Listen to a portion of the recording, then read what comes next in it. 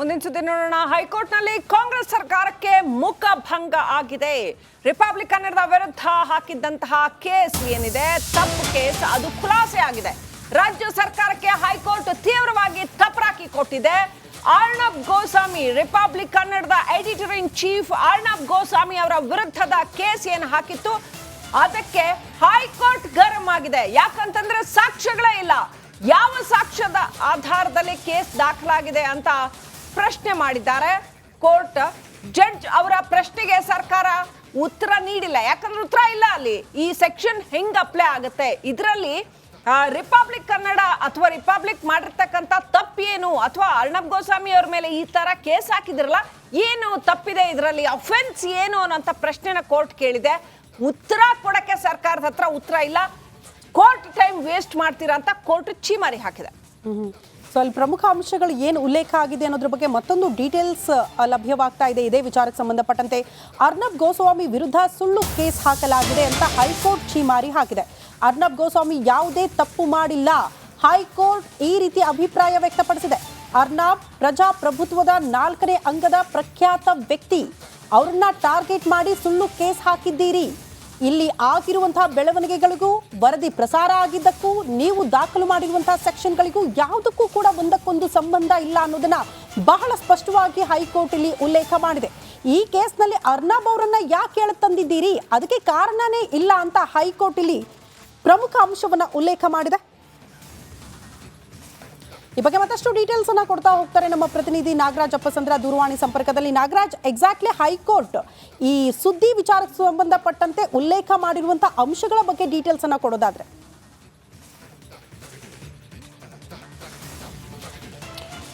ಶ್ರುತಿ, ಏನು republic network editor in chief Arnab Goswami ವಿರುದ್ಧ ಒಂದು ರಾಜ್ಯ ಸರ್ಕಾರ SJ ಪಾರ್ಕ್ ಠಾಣೆಯಲ್ಲಿ ಒಂದು ಪ್ರಕರಣವನ್ನು ದಾಖಲಿಸಿತ್ತು. ಅದನ್ನು ರದ್ದು ಕೋರಿ ಹೈಕೋರ್ಟ್ಗೆ ನಾವು ಒಂದು ಮನವಿಯನ್ನು ಸಲ್ಲಿಸಿ ರಿಟ್ ಪಿಟಿಷನ್ ಅನ್ನು ಹಾಕಿದ್ವಿ. ಅದಕ್ಕೆ ಸಂಬಂಧಿಸಿದಂತೆ ನಮ್ಮ ಪರವಾಗಿ ಹಿರಿಯ ವಕೀಲ ಅರುಣ್ ಶ್ಯಾಮ್ ವಾದವನ್ನು ಮಾಡಿದ್ರು. ಇಲ್ಲಿ ಪ್ರಮುಖವಾಗಿ 7 ಅಂಶಗಳನ್ನು ಹೈಕೋರ್ಟ್ ಏಕಸದಸ್ಯ ಪೀಠ ಜಸ್ಟಿಸ್ M ನಾಗಪ್ರಸನ್ನ ಅವರಿದ್ದ ಪೀಠ ಒಂದು ಆದೇಶವನ್ನು ಮಾಡಿರ್ತಕ್ಕಂಥದ್ದು. ಇದರಲ್ಲಿ ಬಹಳ ಸ್ಪಷ್ಟವಾಗಿ ಕೇಳ್ತಾರೆ, ಇಲ್ಲಿ ಏನು 505 ಅದು 2 ಪಂಗಡಗಳ ಅಥವಾ ಸಮುದಾಯಗಳ ನಡುವೆ ದ್ವೇಷವನ್ನು ಬಿತ್ತುವ ಆರೋಪವನ್ನು ಹೊರಿಸಿದಿರಿ. ಆದರೆ ಫಸ್ಟ್ ಇನ್ಫಾರ್ಮೇಶನ್ ರಿಪೋರ್ಟ್ ಏನಿದೆ ಇದರಲ್ಲಿ ದಾಖಲಾಗಿರ್ತಕ್ಕಂಥ ವಿಚಾರಗಳಿಗೂ ನೀವು ಹಾಕಿರ್ತಕ್ಕಂಥ ಸೆಕ್ಷನ್ಗಳಿಗೂ ಏನು ಈ ಹೊಂದಾಣಿಕೆ ಇದೆ. ಯಾಕಂತಂದರೆ ನೀವು 2 ಸಮುದಾಯಗಳ ನಡುವೆ ಕೋಮು ದ್ವೇಷ ಅಥವಾ ಏನು ಸಾಮರಸ್ಯವನ್ನು ಹಾಳು ಮಾಡುವಂಥ ಸೆಕ್ಷನ್ಗಳನ್ನು ಹಾಕಿದ್ದೀರಿ. ಆದರೆ ಅವರು ಆನ್ ಏರ್ ಮಾಡಿರ್ತಕ್ಕಂಥ ಸುದ್ದಿ ಏನು, ಮತ್ತು ನೀವೇನು ಹೇಳ್ತಾ ಇದ್ದೀರಿ, ರಿಪಬ್ಲಿಕ್ ಕನ್ನಡದಲ್ಲಿ ಒಂದು ಸುದ್ದಿ ಹೋಯಿತು CM ವಿಚಾರಕ್ಕೆ ಸಂಬಂಧಿಸಿದಂತೆ ಅಂತೇಳಿ, ಅದರ ಒಂದು ದೈನಂದಿನ ಕಾರ್ಯಗಳಲ್ಲಿ ಅಥವಾ ಡೇ ಟು ಡೇ ಪ್ರೋಸೆಸ್ ಏನಿದೆ ಇದರಲ್ಲಿ ಅದರ ಮುಖ್ಯಸ್ಥರು ಇರ್ಬೋದು ಅರ್ಣಬ್ ಗೋಸ್ವಾಮಿಯವರು, ಆದರೆ ಡೇ ಟು ಡೇ ಪ್ರೋಸೆಸ್ಸಲ್ಲಿ ಅವರು ಭಾಗಿಯಾಗಲ್ಲ ಮತ್ತು ಹೇಟ್ ಸ್ಪೀಚ್ ಯಾವುದನ್ನು ಅವರು ಮಾಡಿಲ್ಲ. ಹೀಗಿರುವಾಗ ಅವರನ್ನು ಈ ಒಂದು ಪ್ರಕರಣದಲ್ಲಿ ಯಾಕೆ ಆರೋಪಿಯನ್ನು ಮಾಡಿದ್ದೀರಿ? ಇದರ ಜೊತೆಗೆ ಏನು ನೀವು ಸೆಕ್ಷನ್ ಹಾಕಿದ್ರಿ, ಇದು ನಾನ್ ಕಾಗ್ನಿಸಬಲ್ ಅಫೆನ್ಸ್ ಆಗಿದ್ದು ಮ್ಯಾಜಿಸ್ಟ್ರೇಟ್ ಕೋರ್ಟಿಂದ ಪೂರ್ವಾರೋತಿಯನ್ನು ತೆಗೆದುಕೊಂಡು FIR ಅನ್ನು ದಾಖಲು ಮಾಡಬೇಕು. ಆದರೆ ಇದು ಯಾವುದನ್ನು ಪಾಲನೆ ಮಾಡಿಲ್ಲ, ಯಾಕೆ?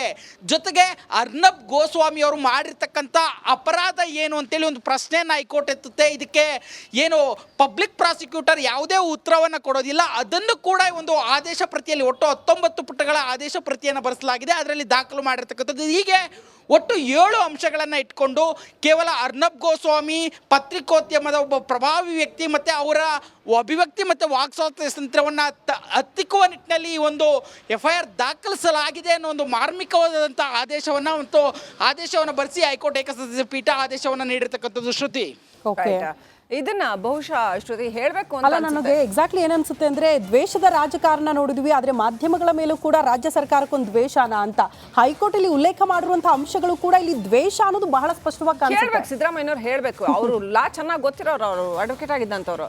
ಆ ಸೆಕ್ಷನ್ 501, 502 ಹೆಂಗಿದಕ್ಕೆ ಅಪ್ಲೈ ಆಗುತ್ತೆ, ಮತ್ತೆ ಅದನ್ನ ಇಟ್ಕೊಂಡು ನೀವು ಇಡೀ ಪ್ರಪಂಚದಲ್ಲೇ ಪ್ರಖ್ಯಾತವಾಗಿರ್ತಕ್ಕಂಥ ರಿಪಬ್ಲಿಕ್ ನೆಟ್ವರ್ಕ್ನ ಎಡಿಟರ್ ಇನ್ ಚೀಫ್ ಮೇಲೆ ಈ ಥರ ಒಂದು ಸುಳ್ಳು ಕೇಸು, ಫೇಕ್ ಕೇಸ್ ಹಾಕ್ತೀರಿ. ನಿಮಗೆ ಸಿಟ್ಟಿದ್ರೆ, ನಿಮಗೆ ನಮ್ಮಲ್ಲಿ ತಪ್ಪು ಕಂಡ್ರೆ ನೇರವಾಗಿ ಹೋರಾಟ ಮಾಡಿ.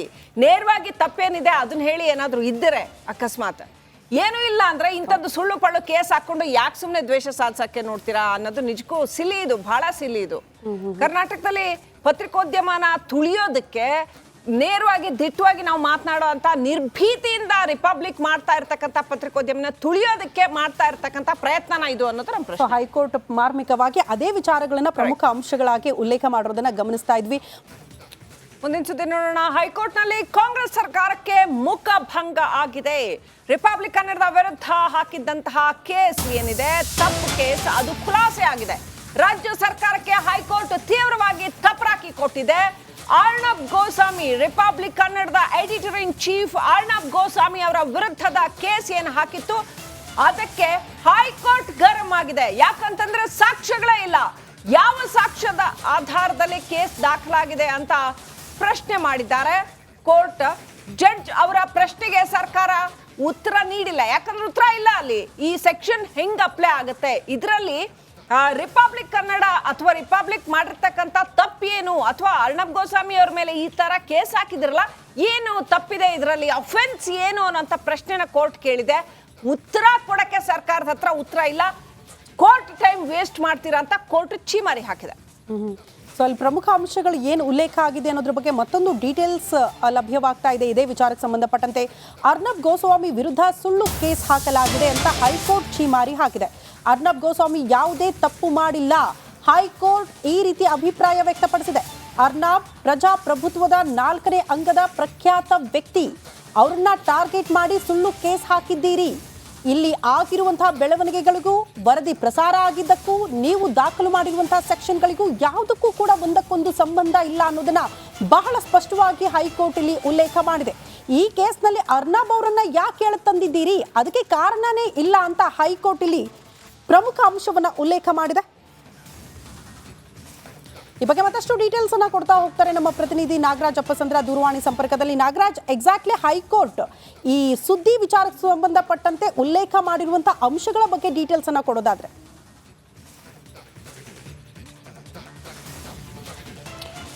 ಶ್ರುತಿ, ಏನು republic network editor in chief Arnab Goswami ವಿರುದ್ಧ ಒಂದು ರಾಜ್ಯ ಸರ್ಕಾರ SJ ಪಾರ್ಕ್ ಠಾಣೆಯಲ್ಲಿ ಒಂದು ಪ್ರಕರಣವನ್ನು ದಾಖಲಿಸಿತ್ತು. ಅದನ್ನ ರದ್ದು ಕೋರಿ ಹೈಕೋರ್ಟ್ಗೆ ನಾವು ಒಂದು ಮನವಿಯನ್ನು ಸಲ್ಲಿಸಿ ರಿಟ್ ಪಿಟಿಷನ್ ಅನ್ನು ಹಾಕಿದ್ವಿ. ಅದಕ್ಕೆ ಸಂಬಂಧಿಸಿದಂತೆ ನಮ್ಮ ಪರವಾಗಿ ಹಿರಿಯ ವಕೀಲ ಅರುಣ್ ಶ್ಯಾಮ್ ವಾದವನ್ನು ಮಾಡಿದ್ರು. ಇಲ್ಲಿ ಪ್ರಮುಖವಾಗಿ 7 ಅಂಶಗಳನ್ನು ಹೈಕೋರ್ಟ್ ಏಕಸದಸ್ಯ ಪೀಠ ಜಸ್ಟಿಸ್ M ನಾಗಪ್ರಸನ್ನ ಅವರಿದ್ದ ಪೀಠ ಒಂದು ಆದೇಶವನ್ನು ಮಾಡಿರ್ತಕ್ಕಂಥದ್ದು. ಇದರಲ್ಲಿ ಬಹಳ ಸ್ಪಷ್ಟವಾಗಿ ಕೇಳ್ತಾರೆ, ಇಲ್ಲಿ ಏನು 505 ಅದು 2 ಪಂಗಡಗಳ ಅಥವಾ ಸಮುದಾಯಗಳ ನಡುವೆ ದ್ವೇಷವನ್ನು ಬಿತ್ತುವ ಆರೋಪವನ್ನು ಹೊರಿಸಿದಿರಿ. ಆದರೆ ಫಸ್ಟ್ ಇನ್ಫಾರ್ಮೇಶನ್ ರಿಪೋರ್ಟ್ ಏನಿದೆ ಇದರಲ್ಲಿ ದಾಖಲಾಗಿರ್ತಕ್ಕಂಥ ವಿಚಾರಗಳಿಗೂ ನೀವು ಹಾಕಿರ್ತಕ್ಕಂಥ ಸೆಕ್ಷನ್ಗಳಿಗೂ ಏನು ಈ ಹೊಂದಾಣಿಕೆ ಇದೆ. ಯಾಕಂತಂದರೆ ನೀವು 2 ಸಮುದಾಯಗಳ ನಡುವೆ ಕೋಮು ದ್ವೇಷ ಅಥವಾ ಏನು ಸಾಮರಸ್ಯವನ್ನು ಹಾಳು ಮಾಡುವಂಥ ಸೆಕ್ಷನ್ಗಳನ್ನು ಹಾಕಿದ್ದೀರಿ. ಆದರೆ ಅವರು ಆನ್ ಏರ್ ಮಾಡಿರ್ತಕ್ಕಂಥ ಸುದ್ದಿ ಏನು, ಮತ್ತು ನೀವೇನು ಹೇಳ್ತಾ ಇದ್ದೀರಿ, ರಿಪಬ್ಲಿಕ್ ಕನ್ನಡದಲ್ಲಿ ಒಂದು ಸುದ್ದಿ ಹೋಯಿತು CM ವಿಚಾರಕ್ಕೆ ಸಂಬಂಧಿಸಿದಂತೆ ಅಂತೇಳಿ, ಅದರ ಒಂದು ದೈನಂದಿನ ಕಾರ್ಯಗಳಲ್ಲಿ ಅಥವಾ ಡೇ ಟು ಡೇ ಪ್ರೋಸೆಸ್ ಏನಿದೆ ಇದರಲ್ಲಿ ಅದರ ಮುಖ್ಯಸ್ಥರು ಇರ್ಬೋದು ಅರ್ಣಬ್ ಗೋಸ್ವಾಮಿಯವರು, ಆದರೆ ಡೇ ಟು ಡೇ ಪ್ರೋಸೆಸ್ಸಲ್ಲಿ ಅವರು ಭಾಗಿಯಾಗಲ್ಲ ಮತ್ತು ಹೇಟ್ ಸ್ಪೀಚ್ ಯಾವುದನ್ನು ಅವರು ಮಾಡಿಲ್ಲ. ಹೀಗಿರುವಾಗ ಅವರನ್ನು ಈ ಒಂದು ಪ್ರಕರಣದಲ್ಲಿ ಯಾಕೆ ಆರೋಪಿಯನ್ನು ಮಾಡಿದಿರಿ? ಇದರ ಜೊತೆಗೆ ಏನು ನೀವು ಸೆಕ್ಷನ್ ಹಾಕಿದ್ರಿ, ಇದು ನಾನ್ ಕಾಗ್ನಿಸಬಲ್ ಅಫೆನ್ಸ್ ಆಗಿದ್ದು ಮ್ಯಾಜಿಸ್ಟ್ರೇಟ್ ಕೋರ್ಟಿಂದ ಪೂರ್ವಾರೋತಿಯನ್ನು ತೆಗೆದುಕೊಂಡು FIR ಅನ್ನು ದಾಖಲು ಮಾಡಬೇಕು. ಆದರೆ ಇದು ಯಾವುದನ್ನು ಪಾಲನೆ ಮಾಡಿಲ್ಲ ಯಾಕೆ? ಜೊತೆಗೆ ಅರ್ಣಬ್ ಗೋಸ್ವಾಮಿ ಅವರು ಮಾಡಿರ್ತಕ್ಕಂಥ ಅಪರಾಧ ಏನು ಅಂತೇಳಿ ಒಂದು ಪ್ರಶ್ನೆಯನ್ನು ಹೈಕೋರ್ಟ್ ಎತ್ತುತ್ತೆ. ಇದಕ್ಕೆ ಏನು ಪಬ್ಲಿಕ್ ಪ್ರಾಸಿಕ್ಯೂಟರ್ ಯಾವುದೇ ಉತ್ತರವನ್ನು ಕೊಡೋದಿಲ್ಲ. ಅದನ್ನು ಕೂಡ ಒಂದು ಆದೇಶ ಪ್ರತಿಯಲ್ಲಿ ಒಟ್ಟು 19 ಪುಟಗಳ ಆದೇಶ ಪ್ರತಿಯನ್ನು ಬರೆಸಲಾಗಿದೆ. ಅದರಲ್ಲಿ ದಾಖಲು ಮಾಡಿರ್ತಕ್ಕಂಥದ್ದು. ಹೀಗೆ ಒಟ್ಟು 7 ಅಂಶಗಳನ್ನು ಇಟ್ಕೊಂಡು ಕೇವಲ ಅರ್ಣಬ್ ಗೋಸ್ವಾಮಿ ಪತ್ರಿಕೋದ್ಯಮದ ಒಬ್ಬ ಪ್ರಭಾವಿ ವ್ಯಕ್ತಿ ಮತ್ತು ಅವರ ಅಭಿವ್ಯಕ್ತಿ ಮತ್ತು ವಾಕ್ ಸ್ವಾತಂತ್ರ್ಯವನ್ನು ಹತ್ತಿಕ್ಕುವ ನಿಟ್ಟಿನಲ್ಲಿ ಈ ಒಂದು FIR ದಾಖಲಿಸಲಾಗಿದೆ ಅನ್ನೋ ಒಂದು ಮಾರ್ಮಿಕವಾದಂಥ ಆದೇಶವನ್ನು ಬರೆಸಿ ಹೈಕೋರ್ಟ್ ಏಕಸದಸ್ಯ ಪೀಠ ಆದೇಶವನ್ನು ನೀಡಿರ್ತಕ್ಕಂಥದ್ದು. ಶ್ರುತಿ, ಇದನ್ನ ಬಹುಶಃ ಶ್ರುತಿ ಹೇಳಬೇಕು ಅಲ್ಲ, ನನಗೆ ಎಕ್ಸಾಕ್ಟ್ಲಿ ಏನನ್ಸುತ್ತೆ ಅಂದ್ರೆ ದ್ವೇಷದ ರಾಜಕಾರಣ ನೋಡಿದ್ವಿ, ಆದ್ರೆ ಮಾಧ್ಯಮಗಳ ಮೇಲೂ ಕೂಡ ರಾಜ್ಯ ಸರ್ಕಾರಕ್ಕೊಂದು ದ್ವೇಷನ ಅಂತ ಹೈಕೋರ್ಟ್ ಇಲ್ಲಿ ಉಲ್ಲೇಖ ಮಾಡಿರುವಂತಹ ಅಂಶಗಳು ಕೂಡ ಇಲ್ಲಿ ದ್ವೇಷ ಅನ್ನೋದು ಬಹಳ ಸ್ಪಷ್ಟವಾಗಿ ಕಾಣಿಸುತ್ತೆ. ಸಿದ್ದರಾಮಯ್ಯನವ್ರು ಹೇಳಬೇಕು, ಅವರು ಲಾ ಚೆನ್ನಾಗಿ ಗೊತ್ತಿರೋರು, ಅವರು ಅಡ್ವೊಕೇಟ್ ಆಗಿದ್ದಂಥವ್ರು. ಆ ಸೆಕ್ಷನ್ 501, 502 ಹೆಂಗಿದಕ್ಕೆ ಅಪ್ಲೈ ಆಗುತ್ತೆ, ಮತ್ತೆ ಅದನ್ನ ಇಟ್ಕೊಂಡು ನೀವು ಇಡೀ ಪ್ರಪಂಚದಲ್ಲೇ ಪ್ರಖ್ಯಾತವಾಗಿರ್ತಕ್ಕಂಥ ರಿಪಬ್ಲಿಕ್ ನೆಟ್ವರ್ಕ್ನ ಎಡಿಟರ್ ಇನ್ ಚೀಫ್ ಮೇಲೆ ಈ ಥರ ಒಂದು ಸುಳ್ಳು ಕೇಸು, ಫೇಕ್ ಕೇಸ್ ಹಾಕ್ತೀರಿ. ನಿಮಗೆ ಸಿಟ್ಟಿದ್ರೆ, ನಿಮಗೆ ನಮ್ಮಲ್ಲಿ ತಪ್ಪು ಕಂಡ್ರೆ ನೇರವಾಗಿ ಹೋರಾಟ ಮಾಡಿ. ನೇರವಾಗಿ ತಪ್ಪೇನಿದೆ ಅದನ್ನ ಹೇಳಿ, ಏನಾದರೂ ಇದ್ದರೆ ಅಕಸ್ಮಾತ್ ಏನು ಇಲ್ಲ ಅಂದ್ರೆ ಇಂಥದ್ದು ಸುಳ್ಳು ಪಳ್ಳು ಕೇಸ್ ಹಾಕೊಂಡು ಯಾಕೆ ಸುಮ್ಮನೆ ದ್ವೇಷ ಸಾಧಿಸಕ್ಕೆ ನೋಡ್ತೀರಾ ಅನ್ನೋದು ನಿಜಕ್ಕೂ ಸಿಲಿ, ಇದು ಬಹಳ ಸಿಲಿ. ಇದು ಕರ್ನಾಟಕದಲ್ಲಿ ಪತ್ರಿಕೋದ್ಯಮನ ತುಳಿಯೋದಕ್ಕೆ ನೇರವಾಗಿ ದಿಟ್ಟವಾಗಿ ನಾವು ಮಾತನಾಡೋ ಅಂತ ನಿರ್ಭೀತಿಯಿಂದ ರಿಪಬ್ಲಿಕ್ ಮಾಡ್ತಾ ಇರ್ತಕ್ಕಂಥ ಪತ್ರಿಕೋದ್ಯಮನ ತುಳಿಯೋದಕ್ಕೆ ಮಾಡ್ತಾ ಇರ್ತಕ್ಕಂಥ ಪ್ರಯತ್ನನ ಇದು ಅನ್ನೋದು ನಮ್ಮ ಪ್ರಶ್ನೆ. ಹೈಕೋರ್ಟ್ ಮಾರ್ಮಿಕವಾಗಿ ಅದೇ ವಿಚಾರಗಳನ್ನ ಪ್ರಮುಖ ಅಂಶಗಳಾಗಿ ಉಲ್ಲೇಖ ಮಾಡೋದನ್ನ ಗಮನಿಸ್ತಾ ಇದ್ವಿ.